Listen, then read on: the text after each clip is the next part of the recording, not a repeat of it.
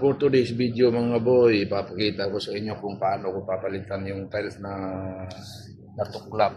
Ngayon, gamitin lang natin mga boy ay yung concrete epoxy. Ayan o.